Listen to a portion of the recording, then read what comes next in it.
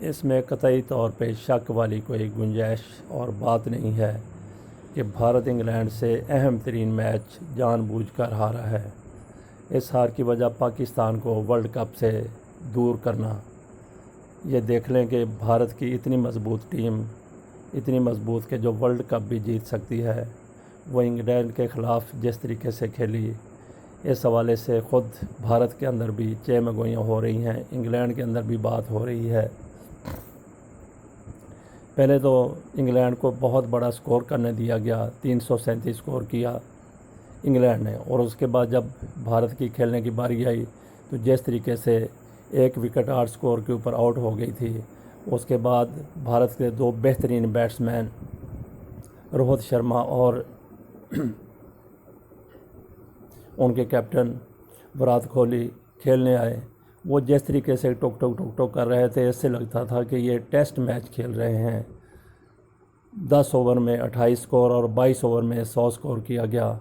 اس کے بعد جب یہ دونوں سیٹل ہو گئے تو تھوڑا تیز ہوئے ہیں، اس کے بعد وکٹیں گرنا شروع ہوئیں، اور آخری 10 اوور میں جو کوئی دیکھا گیا وہ تو بالکل یہ نظر آ رہا تھا کہ بھارتی ٹیم سازش کے تحت کچھ نہ کچھ گڑبڑ کر رہی ہے۔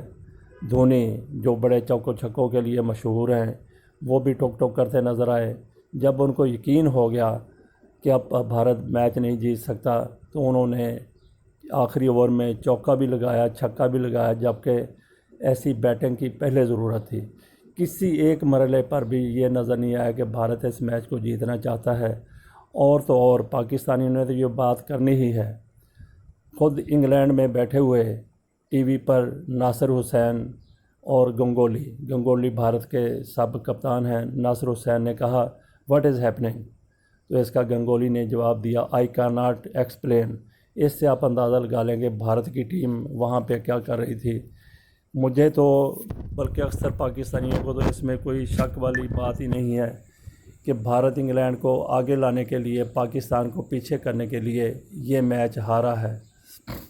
بہرحال پاکستان کے پاس اب بھی ایک موقع ہے، تو اوپر والا دیکھ رہا ہے، اگر بھارت کی یہ بدنیتی ہوئی ہے، اوپر والا دیکھ رہا ہے تو اس کا بھی بدلہ لے گا، قدرت اس کا بدلہ لے سکتی ہے۔